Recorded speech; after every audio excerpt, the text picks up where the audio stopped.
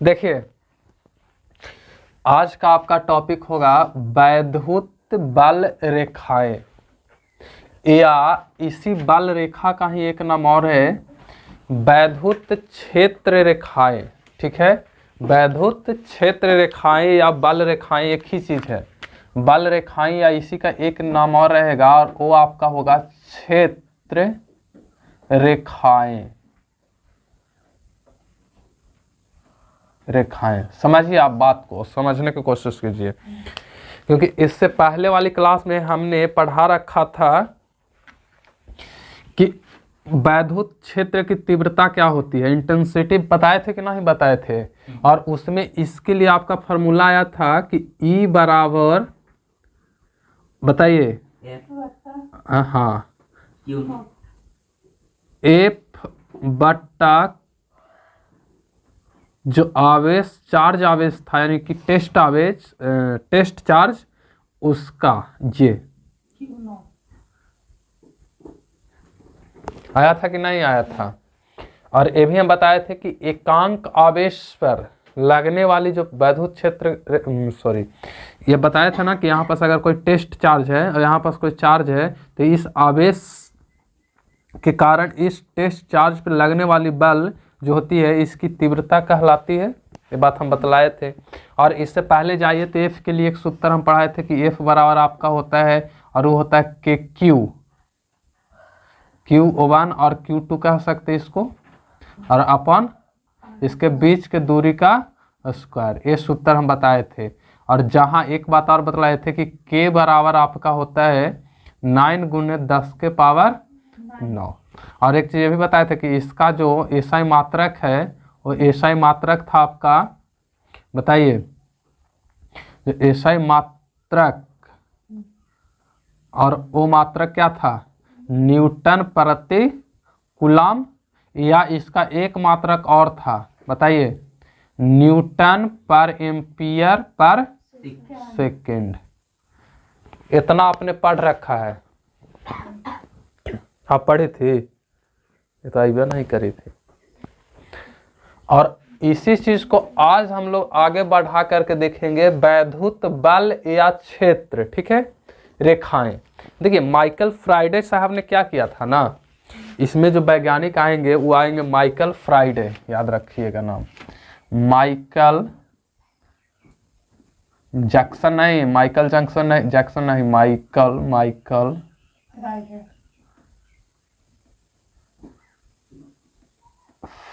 Faraday,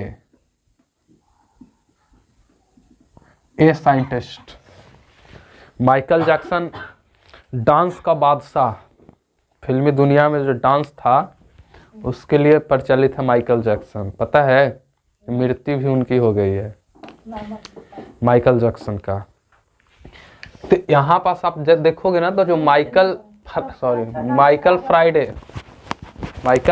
Friday की अगर आप बात करो तो इन्होंने क्या किया था कि जो आप इससे पहले वैद्युत क्षेत्र की जो तीव्रता देखे थे, तो उस तीव्रता को समझने के लिए इसने कोई आवेश था, ठीक है, मान के चलिए आवेश है, आवेश, और इस आवेश के चारों तरफ एक काल्पनिक रेखा खींच दी है, चारों तरफ एक काल्पनिक रेखा। माइकल फ्राइडे ने क्या किया कि आवेश के चारों तरफ एक काल्पनिक रेखा खींच दिया इस तरह से, और इसका कोई निश्चित दिशा नहीं, किसी दिशा में ऐसा नहीं, चारों दिशा में इसने क्या किया, रेखा खींच दिया, और इस रेखा को उन्होंने काल्पनिक माना। याद रखिएगा कि ये आपका जो है ना, ये आवेश है, ये क्या है आपका आवेश, ये आवेश, और ये जो रेखाएं आप देख रहे हैं ये आपका काल्पनिक रेखा। और एक काम किए किसने थे, माइकल फ्राइडे ने, और इसी काल्पनिक रेखा का नाम उन्होंने रखा था बल रेखाएं या क्षेत्र रेखाएं, ठीक है, बल रेखाएं या क्षेत्र रेखाएं, इनके द्वारा इसका नामकरण किया गया। ठीक है। और एक चीज और समझिए कि इन्होंने क्या किया कि जो काल्पनिक रेखाएं खींची गई है, वक्र होती है, ये हम सीधा सीधा खींचे हैं, लेकिन ये रेखाएं कैसी होती है, वक्र रेखाएं होती है। जो काल्पनिक रेखाएं होती है वो वक्र, ऐसे भी आप बना अभी निकालोगे ना तो उसका वक्र ही बनता है, वक्र रेखा। ठीक है। वक्र रेखा कहने का मतलब कि आप इसको और अच्छे तरह से समझिए कि मान के चलिए कि आप इस तरह से एक वक्र रेखा खींचे, ठीक है, और एक रेखा आपने ऐसे खींचे, तो दोनों वक्र रेखाएं हैं कि नहीं है। ये भी आपका कर्व लाइन है, वक्र रेखा, और ये भी आपका क्या है, वक्र रेखा। और ये रेखा इसलिए खींचा गया था ताकि जो वैद्युत क्षेत्र की तीव्रता है, याद रखिएगा, वैद्युत क्षेत्र की तीव्रता, वैद्युत क्षेत्र के तीव्रता को समझने के लिए माइकल फ्राइडे ने क्या खींचा था, काल्पनिक रेखा। तो वैद्युत क्षेत्र की तीव्रता को समझने के लिए,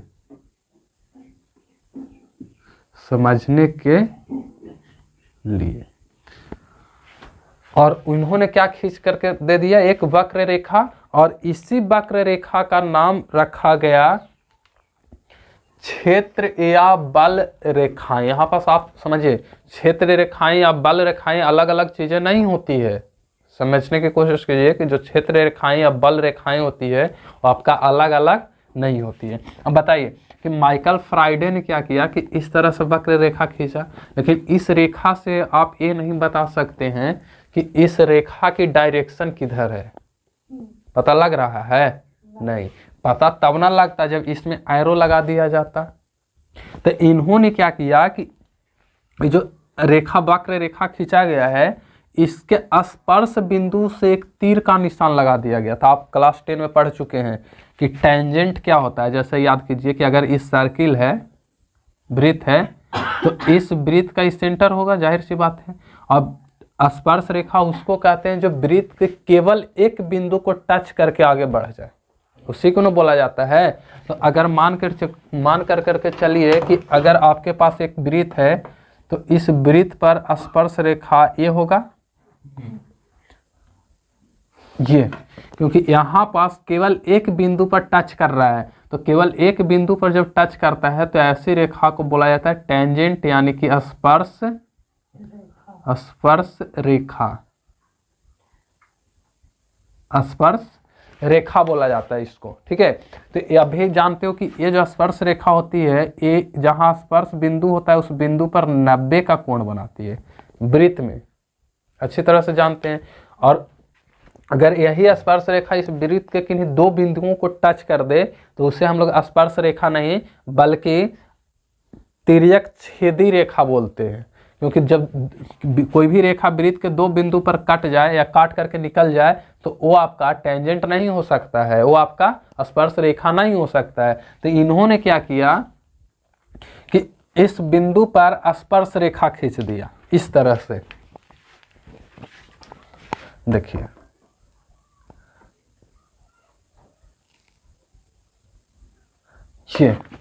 ये स्पर्श रेखा है कि नहीं, और इधर से भी इन्होंने एक स्पर्श रेखा खींच दिया। और आप जानते हो कि स्पर्श रेखा का मतलब 90 डिग्री।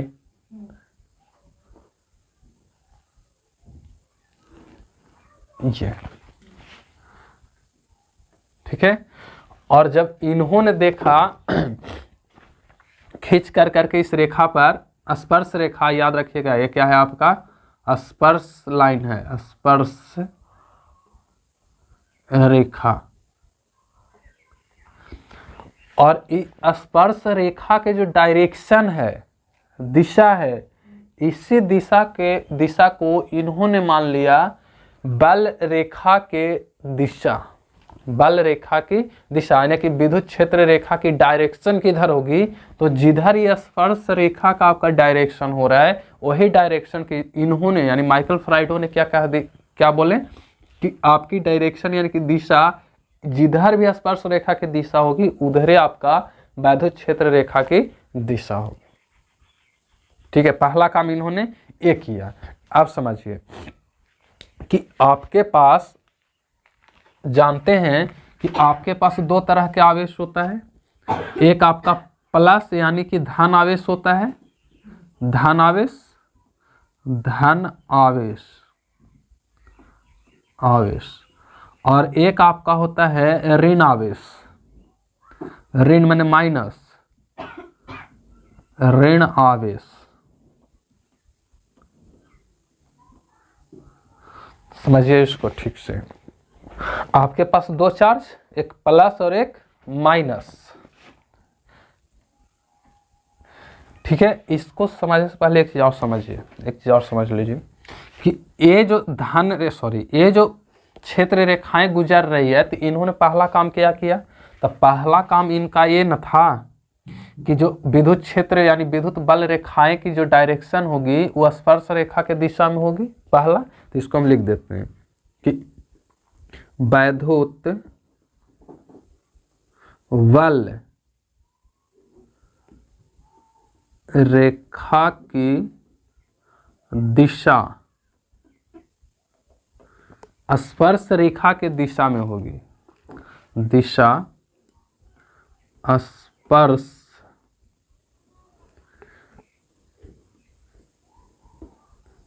रेखा के दिशा में होगी। ठीक है, दूसरा बात इन्होंने क्या कहा कि यदि जिस तल में स्पर्श रेखा को खींचा जाए वो स्पर्श रेखा उस तल के लंबवत होती है। लंबवत समझ में आ रही है? जैसे देखिए, मान के चलिए कि हमारे पास एक कोई तल है, सतह है, तो इसका जो बल रेखाएं होगी वो बल रेखाएं इसके ऐसे नहीं, इसके समानांतर नहीं, बल्कि इस तल के लंबवत अर्थात ऐसे होगी, इस तरह से। समझ में आ रही बात?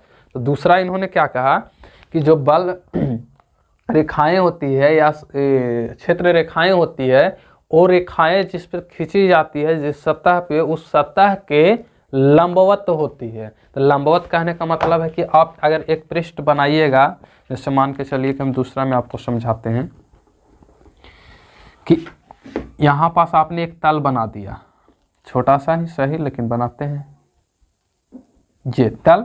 तो वैद्युत क्षेत्र रेखा जो होगी ना वो आपका इसका लंबवत, ये ऐसा लंबवत। तो दूसरा बात इन्होंने क्या बोला कि जो वैद्युत क्षेत्र रेखा यानी वैद्युत बल जो रेखाएं होती है उस सतह के लंबवत होती है। दूसरी बात कि बल रेखा खाली लिख दें तो काम चल जाएगा ना, वैद्युत तो चल नहीं रहा है, यानी कि बल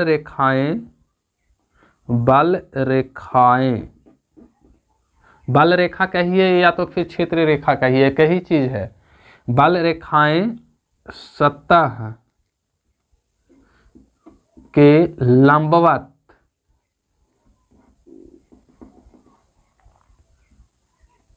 लंबवत होती है। माइकल फ्राइडे ने इतना बात को बतलाया था, और जब ये सारी बातें हो गई तब इन्होंने इस काल्पनिक रेखा जो है यानी वैद्युत बल रेखा है इसकी कुछ गुण को बतलाया इन्होंने, और वो गुण क्या है वो अभी हम बतलाते हैं। ठीक है, पहले इसको आप राइट कीजिए। देखिए, अब हम लोग सीखते हैं कि इस क्षेत्र रेखाओं की विशेषता क्या है। ठीक है, यानी कि जो अभी हमने पढ़ाया क्षेत्र रेखा, इस क्षेत्र रेखा का विशेषता यानी कि गुण, विशेषता यानी कि इसका गुण क्या है। ठीक है, तो पहला बात तो आप समझिए कि जो वैद्युत क्षेत्र रेखाएं होती है वो कभी भी एक दूसरे को काटते नहीं हैं। ठीक है, यानी कि पहला गुण होता है कि वैद्युत क्षेत्र रेखाएं, वैद्युत क्षेत्र रेखा कभी भी एक दूसरे को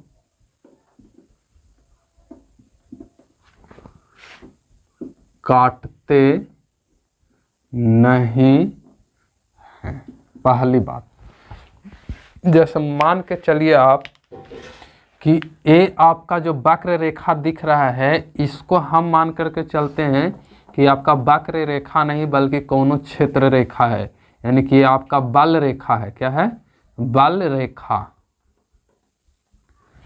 और इस बल रेखा को हमने क्या किया है कि काट दिए, एक दूसरे को कहाँ काटा है? ओ पर या पी पर। देखिए, इस मान के चलिए बिंदु पी पर इसको हमने काट दिया, तो काटने पर होगा क्या कि अभी इससे पहले जस्ट बताएं कि जो स्पर्श रेखा खींचा जाता है वक्र रेखा पर, वो स्पर्श रेखा क्या करता है कि इसकी क्षेत्र की दिशा बताता है, यानी क्षेत्र रेखा की डायरेक्शन बताता है, बल रेखा की दिशा बताता है। लेकिन अगर यहाँ पास अगर कट जाए इस बिंदु P पर, तो यहाँ से अगर हम खींचे स्पर्श रेखा, तो आप खुद ही बताओ तो कि इस बिंदु से अगर स्पर्श रेखा खींचे तो एक की डायरेक्शन इधर हो रही है और एक की डायरेक्शन इधर हो रही है। तो एक ही बिंदु पर किसी भी बल रेखा के दो दो दिशा होना असंभव है, दो दिशा हो ही नहीं सकता है। समझ में आ रही बात? दो दो डायरेक्शन को शो करने लगेगा, जो कि बिल्कुल गलत है।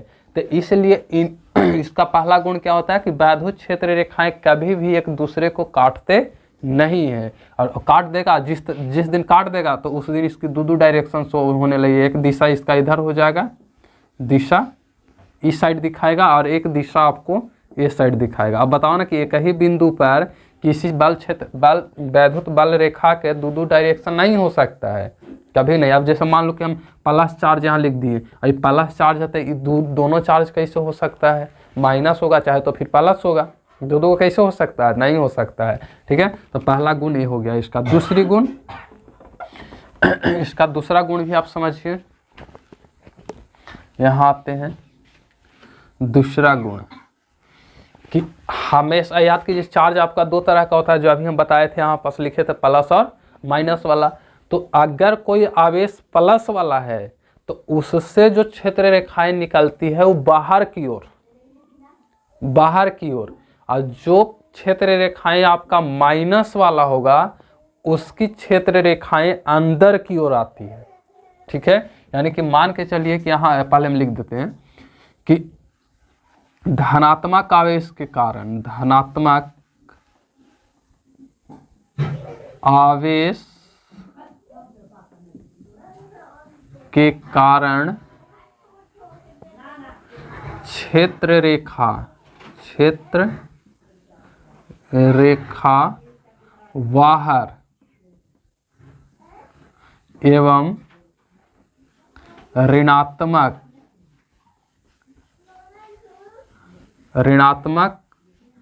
आवेश के कारण अंदर की ओर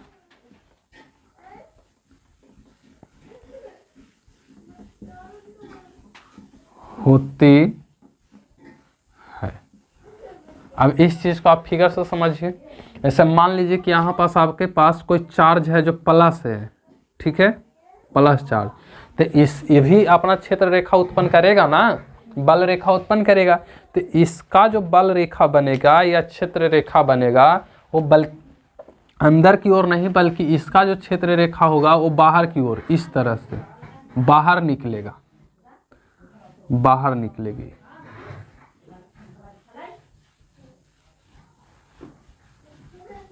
वही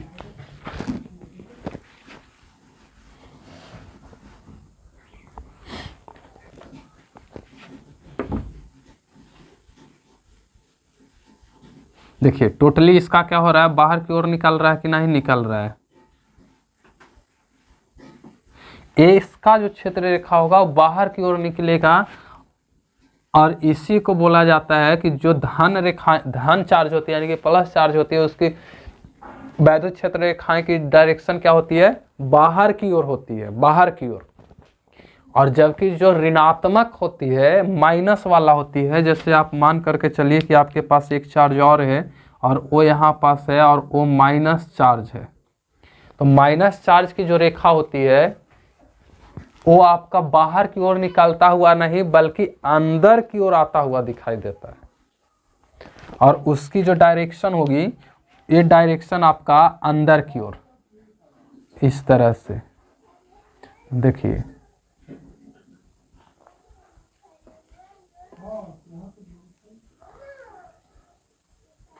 देखिए अंदर की ओर आ रही है कि नहीं आ रही है। तो माइनस के कारण जो आता है रेखा निकलता है वैद्युत क्षेत्र रेखाएं, वो किधर आती है, अंदर की ओर। दूसरा गुण आप समझ लिए, पहला आपका क्या था कि वैद्युत क्षेत्र रेखाएं कभी एक दूसरे को काटते नहीं है। दूसरी कि जो धनात्मक आवेश के कारण वैद्युत क्षेत्र होती है वो बाहर, एवं जो ऋणात्मक आवेश के कारण उत्पन्न होती है वो अंदर की ओर होती है। और वो कैसे होती है आप समझिए, समझ में आ रही बात। जैसे आप समझिए ना, इसको आगे जाओ चलोगे ना तो आगे आओ अच्छा से पढ़ना है। डॉट और क्रॉस, इसकी तीसरी विशेषता को देखते हैं। तीसरा विशेषता क्या होती है कि इसकी जो क्षेत्र रेखाएं होती है वो सतत नहीं होती है। सतत कहने का मतलब कि कंटिन्यू नहीं होती है, यानी कि इधर से अगर मान के चलिए कि आपको क्षेत्र रेखा निकल रही है ऐसे, ठीक है, तो ऐसा नहीं कि कंटिन्यू एकदम सीधा चल जा रहा है, ऐसा नहीं है। अगर बीच में कोनो अवरोधक आ गया इस तरह से तो ये अपना रास्ता बदल करके इधर भी ऐसे आ जाएगा, इस तरह से। या इधर से अगर आ रहा है तो इस तरह से अपना रास्ता बदल कर करके ये ऐसे हो जाएगा या ऐसे हो जाएगा। तो यहाँ पास देखो तो बीच में खाली जगह हो गया कि नहीं, यहाँ पास कोनो विद्युत क्षेत्र है नहीं है। तो इसको हम कह सकते हैं, तीसरा पॉइंट क्या है कि वैद्युत क्षेत्र रेखाएं कोई जरूरी ना है कि सतत मैंने समझा, कंटिन्यू होवे करें, हो भी सकता है और ना भी हो सकता है। तो तीसरा हमारा यहाँ पास पॉइंट क्या आ जाएगा कि बल रेखाएं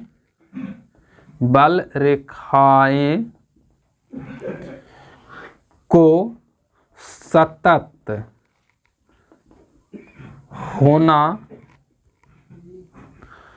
आवश्यक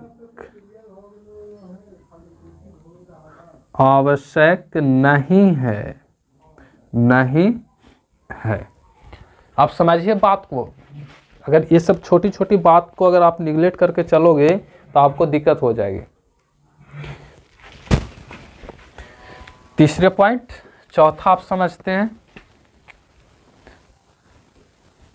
चौथा पॉइंट क्या कहता है कि वैद्युत क्षेत्र रेखा को पूर्णांक में होना कोई जरूरी नहीं है। पूर्णांक में समझ में आ रहा है। जैसे इससे पहले वाला हम लोग जो पढ़े थे उसमें बल में पढ़े थे कि नहीं, जो नंबर था, जैसे क्वांटमीकरण पढ़े थे आवेश का क्वांटम में, तो आवेश को पूर्णांक में होना जरूरी है। जैसे अब 2.5 गो आवेश हो सकता है, 2.5 गो आवेश नहीं होता है, लेकिन ये कोई जरूरी नहीं है कि बल क्षेत्र जो क्षेत्र रेखाएं हैं या बल रेखाएं हैं वो 2.5 गो ना होगा, ऐसा कुछ नहीं है, क्योंकि ये काल्पनिक है। तो काल्पनिक होने का अर्थ है कि इसको कोई जरूरी नहीं है कि बल रेखाएं आपका मतलब पूर्णांक में हो, ये आवश्यक नहीं है। तो तीसरा पॉइंट क्या होगा चौथा कि बल रेखाएं